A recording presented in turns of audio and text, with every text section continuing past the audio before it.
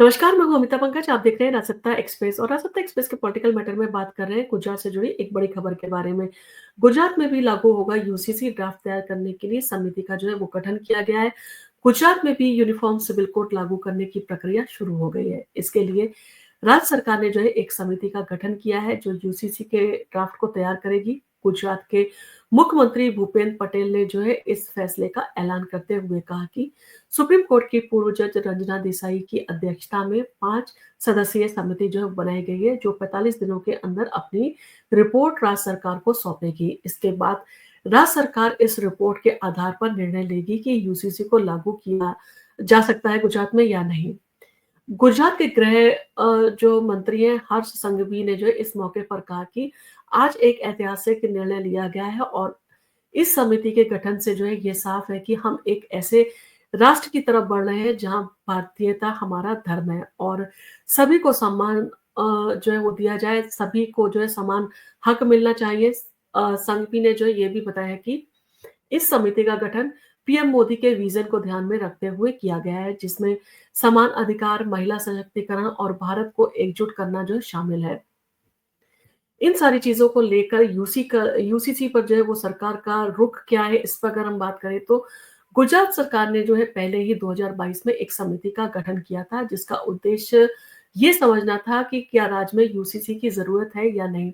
इस समिति ने यूसीसी के लिए जो है एक मसौदा तैयार करने की दिशा में काम जो है वो शुरू कर दिया था और अब ये पैनल जो है इस काम को आगे बढ़ाने के लिए ज़िम्मेदार जो है होगा। गुजरात के गृह मंत्री ने यह भी कहा कि प्रधानमंत्री मोदी की सरकार हमेशा अपने वादों को पूरा करती है, जैसे कि धारा 370, 3 तलाक और अन्य मुद्दों में जो है वो देखा गया कि हमने अपने सारे वादे जो है वो पूरे किए हैं।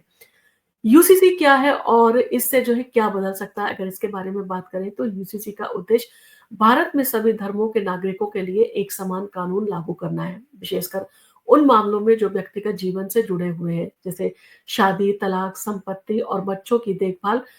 इन सारी चीज़ों के लिए जो है सबके साथ में जो है एक समान कानून जो है वो अपनाए जाएँगे। जैसे कि अगर किसी ने शादी की है तो शादी का रजिस्ट्रेशन करना कंपल्सरी है, तो ये हर धर्म के लिए जो है ज़रूरी होगा। जैसे शादी की जो एज है वो हिंदू, मुस्लिम, सिख, ईसाई कोई भी हो, सबके लिए एक एज जो है वो तय की जाएगी। इसी तरह अगर किसी को डिवोर्स देना है तो उसको डिवोर्स जो है वो उसके कारण हस्बैंड और वाइफ दोनों को जो है वो उनके पास में जो है वो रीज़न होंगे कि वो उन कारणों को आधार बनाकर जो है वो डिवोर्स दे सकते हैं। यानी कि एक तरह के आपके शादी के रजिस्ट्रेशन करने के जो है वो आप प्रक्रिया करेंगे, एक समान जो है वो तलाक का अधिकार दिया जाएगा। इसके साथ संपत्ति में जो है वो बेटियों को भी जो है संपत्ति में बराबर का अधिकार मिलेगा और बच्चों को जो एडॉप्शन करना है या बाकी सारी चीज़ें उसका भी जो है इसमें काफ़ी जो है समान तरीके से जो है बनाए जाने का प्रावधान जो है किया जाएगा।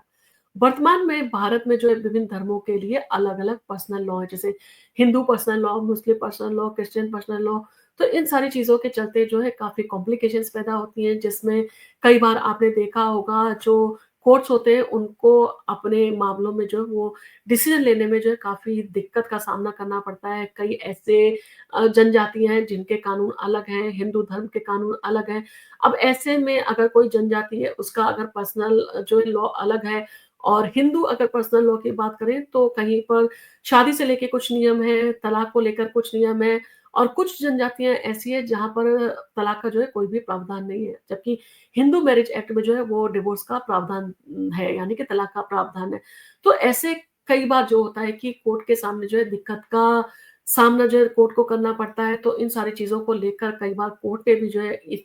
तरह की दुविधा महसूस की है और केंद्र सरकार को बार-बार बोला है कि यूसीसी को लागू किया जाए। हिंदू मैरिज एक्ट, मुस्लिम पर्सनल लॉ और अन्य धार्मिक समुदाय के लिए अलग-अलग कानून हैं।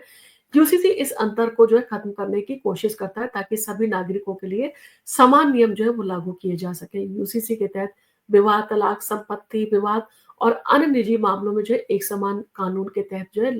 उनको जो है वो लाने की प्रक्रिया जो है वो की जाएगी। ये नागरिकों को समान अधिकार प्रदान करेगा और ऐसे कानून को जो है लागू करेगा जो सभी धर्मों के अनुयायियों पर जो है समान रूप से लागू हो। जैसे कि आपने देखा क्रिमिनल लॉ होता है, अगर किसी ने मर्डर किया तो अगर वो हिंदू हो, मुस्लिम हो, सिख हो, ईसाई हो, इससे कोई फ़र्क नहीं पड़ता। क्राइम को देखते हुए अगर उसने मर्डर किया है तो जो सज़ा हिंदू को मिलेगी वही मुस्लिम को, वही सिख, वही ईसाई को। यानी कि क्रिमिनल लॉ हर किसी के ऊपर एक समान रूप से लागू किया जाता है और इसी तरह से अगर सिविल लॉ जो है वो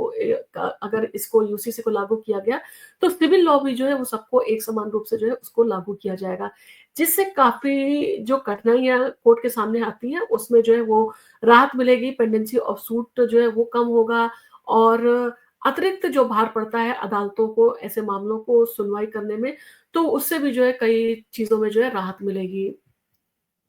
अ, उत्तराखंड में जो है भारत का ऐसा पहला राज्य जो है बना था जिसने अपने यहाँ यूसीसी जो है वो लागू करने का गौरव प्राप्त किया था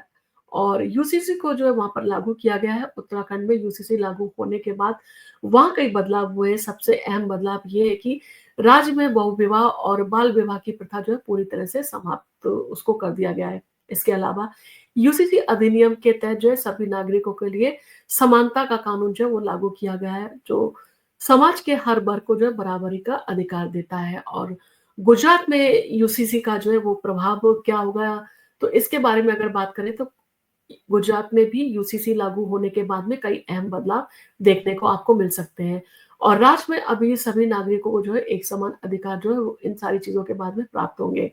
और शादी, तलाक और संपत्ति से जुड़े मामलों में किसी भी प्रकार का भेदभाव जो है नहीं होगा। इससे राज्य में एक समान न्याय व्यवस्था स्थापित होगी जो हर नागरिक को बराबरी का जो है अधिकार देगी।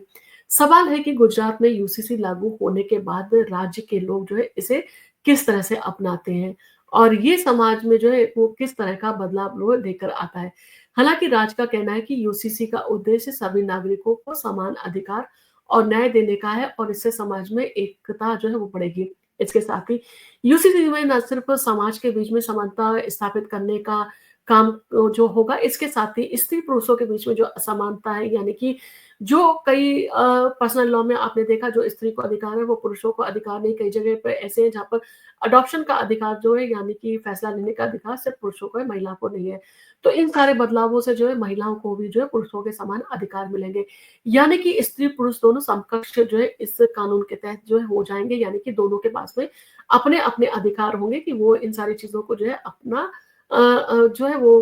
अपना सकते हैं या नहीं अपना सकते हैं। यानी कि अगर पुरुष के लिए कोई कानून है तो वो स्त्री के लिए भी कानून हो। यानी कि समाज के भीतर जो स्त्री-पुरुष के बीच में असमानता है, ये कानून उस असमानता को भी जो है वो खत्म करने की एडवोकेसी करता है। भविष्य में यूसीसी को लेकर जो है अन्य राज्य क्या कदम उठाएँगे इसके बारे में अगर हम बात करें तो गुजरात के बाद अन्य राज्य भी जो है यूसीसी के बारे में सोच सकते हैं और यदि ये पूरी तरह से लागू होता है और अगर इसमें सक्सेस मिलती है तो ये पूरे भारत का कहा जा सकता है कि पूरे भारत में लागू किया जा सकता है और भारत के पूरे कानून व्यवस्था को ये प्रभावित कर सकता है। अन्य राज्य भी जो है ये देख सकते हैं कि कैसे उत्तराखंड, गुजरात ने जो है इसे लागू किया और इसके परिणाम क्या है और इससे फ़ायदा क्या हो रहा है राज्य को। प्रधानमंत्री नरेंद्र मोदी की सरकार ने हमेशा समानता को लेकर जो है वो बात की है और समानता और न्याय की बात उनके द्वारा की जाती रही है और यूसीसी जो है इसी दिशा में एक बड़ा कदम जो है माना जा रहा है। इसके अलावा ये देखना भी दिलचस्प होगा कि राज्य और राजनीतिक दल जो है इस बदलाव के पक्ष में है या नहीं है। जैसे कि आपने देखा उत्तराखंड में सबसे पहले जो है यूसीसी लागू किया, अब गुजरात में जो है इसका लागू करने की जो है प्रक्रिया शुरू हो गई है। इसके साथ ही साथ राजस्थान से और मध्य प्रदेश से भी जो है ऐसी खबरें आ रही थी कि वो लोग भी जो है यूसीसी अपने यहाँ लागू कर सकते हैं। हालाँकि इसमें बहुत सारी चीज़ें हैं, कुछ मुस्लिम समुदाय हैं जो यूसीसी के विरोध में है, परंतु सबसे बड़ी चीज़ है कि जो भी मौलवी हैं या जो भी मुस्लिम समुदाय के बड़े धर्मगुरु हैं, उनको लेकर इन सारी चीज़ों के ऊपर डिस्कस किया जाना चाहिए और ख़ासकर भारत सरकार को जो है इस पर इनिशिएटिव लेते हुए इसके ऊपर जो है वो चर्चा की जानी चाहिए और बताया जाना चाहिए कि क्या फ़ायदे हैं, इससे क्या नुकसान है।